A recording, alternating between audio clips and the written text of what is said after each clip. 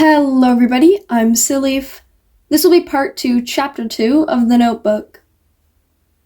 Aizawa stared at the notebook that sat on the table in front of him before looking through the one-way glass of the interrogation room where the criminal, now known as Fujiwara Takuma, sat behind. It had taken hours to get him to talk, and that had eventually turned up blank. "It's not his," Aizawa questioned, looking back at the detective. "He said he's never seen it before, nor heard of a Midoriya Izuku. Ran true and everything." Naomasa replied. Aizawa glanced back down to the notebook, reading the title once more. Then where'd it come from? It was most likely dropped by accident. If there's 12 more, I highly doubt that Midoriya would have just tossed it. Tsukuuchi said while looking to the Underground Pro. "I have Sansa going through Japan's citizen files to find the owner. Once we do, we'll bring him in. This kind of information is dangerous to have just lying around without being coded in any sort of way.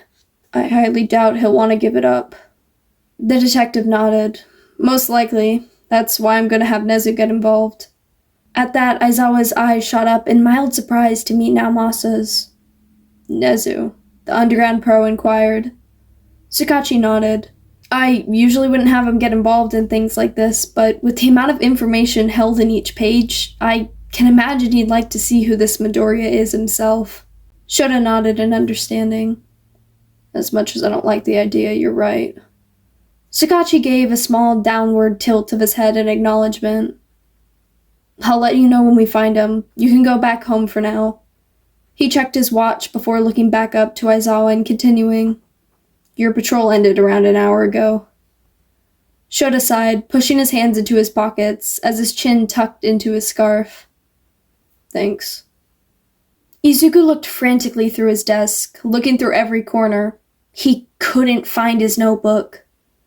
He opened another drawer before going through it, his face slowly contorting into a grimace. It was gone. In a last-ditch effort to find his missing possession, he went to look in his bag once more. Maybe he just didn't see it, his mind supplied hopefully. Quickly moving to the bright-colored bag that sat on the floor next to his bedroom door, the greenette swiftly unzipped it, looking through every crevice. When it didn't turn up, the panic he felt before tripled. His notebook was really gone. Izuku sat back on his heels, the tears that were threatening to spill over throughout the entire search finally being released, rolling down his cheeks in a small flood. The notebook he spent hours working on was gone. All of his hard work was gone. Midoriya palmed at his eyes, trying to stop his tears. There's no way it was just gone. He wouldn't have left it somewhere, and he sure as hell wouldn't have thrown it out, even if his dreams were nothing more than fantasies now. The greenette took in a ragged breath, trying to calm himself down enough to where he could at least think properly. He thought back to the morning before and the one before that, and kept going before finally, the last place he had it came to mind. His bag. He slowly took his hands off his now red, tear-stained eyes and locked them onto his bag. If his bag was the last place he had it, then why wasn't it there? His mind slowly went through each day leading up to the current one, causing his stomach to twist uncomfortably. Every time he thought of the number one hero, or even the day itself, it made his stomach twist and turn, and his mind repeat the hero's words. It made even walking out of the house a daily struggle, as trying to avoid someone as popular as the number one hero was practically impossible. Pushing past the thoughts of that day, and the days he just rotted away in his bed, Midoriya slowly came to a realization. Kacchan had thrown his bag. Izuku's eyes widened in horror. He had been so out of it after finding out he made the number one hero mess up, that he hadn't picked it back up. Dread filled his entire body, and he quickly stood up, running his arm over his eyes with a sniffle in an attempt to get rid of any tears, before quickly going out of his room. The greenette walked quickly over to his bright red shoes that were posed under the coat rack by the front door and slipped them on. "Mom," he called out, hoping his words would be heard so that his mother wouldn't worry. "I'm going out." Without waiting for an answer, he stood up and swung the door open, stepping outside, before shutting it behind him. Midoriya moved with panicked steps that seemed to gradually increase in speed towards Aldera. It was only Saturday. There was no way it could have disappeared overnight. Right?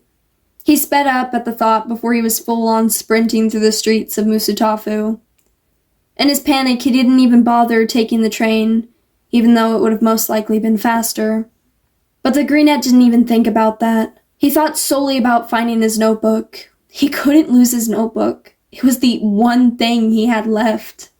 Midoriya's feet sped up once the alley was in his view. His lungs ached and were burning with each breath he took in, and his feet were heavy from fatigue, and his body was practically screaming at him to stop. But he couldn't. He couldn't stop. His notebook was the last thing he had left, and the thought of it being gone was soul-crushing. When Izuku turned the corner into the alley, his Viridian eyes scanned over every surface, searching desperately for his notebook. And a heartbeat later, his heart cracked. Aizawa groaned awake at the sound of his phone ringing, and groggily reached over to pick it up. When he had gotten back home from the police station, it was around 4 a.m, and the Underground Pro had immediately sought out his bed, not planning to wake up till the next day. He blinked a few times, holding his phone above his face as his dark eyes squinted to adjust to the light better.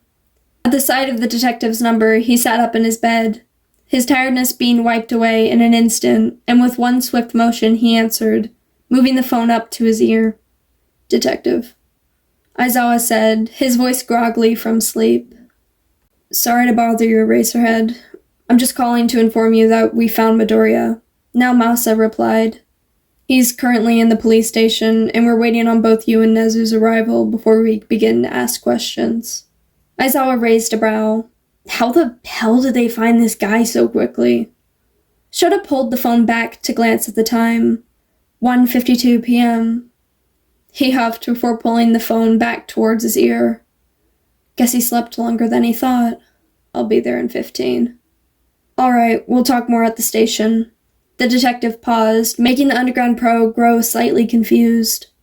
"I think it's best given the circumstances," he finished. Aizawa's brows pinched together.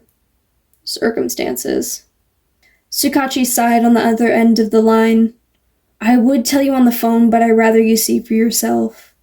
Shota sighed as well. Whatever this guy's circumstances were, the Underground Pro could already tell he was going to get a headache from it. "All right, see you then," he replied before hanging up and slinking out of his warm bed. Whatever now Masa's circumstances were, he could only hope they weren't too bad. Midoriya's leg bounced with incredible speed against the floor of the interrogation room as his hands rained together. He stared down at the table, unsure of why he was even there in the first place. His heart was thumping with panic and dread as each moment passed. He felt like crying, but the sheer amount of questions flooding his mind was preventing him from doing so. He thought back to what brought him here, trying to get his mind off his pointless search from earlier, and trying to ignore the feeling of glass being pumped out of his heart with each beat, telling him desperately to release unshed tears. When the greenette had been mournfully walking home, the familiar lead had seeped back into his bones, after finding no trace of his notebook in the dingy dark alley near his school. Each step he took felt light and heavy all at once, and his brain was foggy, completely clouded. Everything he worked for, everything he loved and dreamed for was gone. It wasn't fair. When he had gotten back to his apartment around an hour later, the now dissipated adrenaline making the short run he had before take much longer, there was a man dressed in blue with the features of a tabby cat talking to his mother inside the apartment. Midoriya had felt the years-old habit of asking about people's quirks crawl into his mind before he beat it away with an imaginary broom. His notebook was gone. There was no point in asking anymore. His mind had provided. When the man had introduced himself as Officer Tamakawa, the thought was beat back harder and replaced with unidentified worry and panic. The greenette wasn't sure where the feeling had come from, but he still found his mind flashing back to the sludge villain as he was led to Sansa's car. Was he in trouble for faltering All Might? Was he going to get in trouble for letting the villain go? He didn't mean to, though. Midoriya's mind went back to all the years of bullying he had experienced at the hands of Bakugo Katsuki. What if Kachan was getting in trouble because of him. Izuku's mind raced with questions, his leg moving faster as the memories were played on loop. The thoughts flooding into his mind slowly becoming worse, making the familiar lump in his throat take its place. His hands rang together harder, shooting a dull pain through them, but it was drowned out by his heart beating faster. The feeling of glass shards pushing through his veins increased with every passing moment. Why didn't his mom seem mad or upset? What if she didn't care? Was he going to be arrested? He didn't do anything wrong. The young teen was pulled out of his thoughts by the sound of the small room's door clicking open. His Viridian eyes shot up and scanned the people that entered. There were 3 people, well, sort of. There was a man with short black hair and a tan trench coat, followed by another male with long, shaggy black hair that framed his stubbled face and black eyes.